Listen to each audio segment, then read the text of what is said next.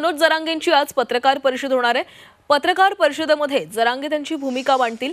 जरांगेंच्या भूमिकेकडे सर्वांचंच लक्ष असणार आहे। मुदत देऊनही मराठा समाजाच्या मागण्या पूर्ण न झाल्यानं पत्रकार परिषद घेतली जाणार आहे। मागण्या पूर्ण होत नाही तोपर्यंत माघार नाही असा जरांगेंनी इशारा दिलाय। मनोज जरांगे यांची आज अंतरवाली सराटीत सकाळी 10:30 वाजता पत्रकार परिषद होणार आहे। जरांगे पत्रकार परिषद घेऊन त्यांची भूमिका मांडतील। गेल्या वेळी जरांगे यांनी मराठा समाजाच्या मागण्या पूर्ण करण्यासाठी राज्य सरकारला 3 महिन्यांची मुदत दिली होती। या मागण्या पूर्ण न झाल्यानं जरांगे आज पत्रकार परिषदेच्या माध्यमातून त्यांची भूमिका मांडतील। त्यामुळे जरांगेंच्या भूमिकेकडे राज्य सर्वांचंच लक्ष असेल। दरम्यान जोपर्यंत सरकार मराठा समाजाच्या मागण्या पूर्ण करत नाही तोपर्यंत माघार घेणार नसल्याचा इशारा जरांगेंनी दिलाय।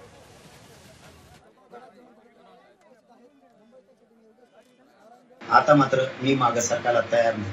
समाजाचे लेकराचे ऍडमिशन आहे, नोकऱ्याच्या भरत्या, समाजाचे लेकराचं वाटोळं होत असेल तर मी थांबणार नाही। सरकारनं मराठा आणि कुणबी हाही आदेश काढला पाहिजे। सगळ्यांना प्रमाणपत्र दिले पाहिजे। व्हॅलिडिटी काही अधिकाऱ्यांनी जाणून बुजून जिल्ह्यात थांबवल्या त्याही दिल्या पाहिजे। शिंदे समितीने मुदतवाढ दिली, शिंदे समितीनं पुन्हा काम केलं पाहिजे। सगळ्या केसेस मागे घेतल्या पाहिजे।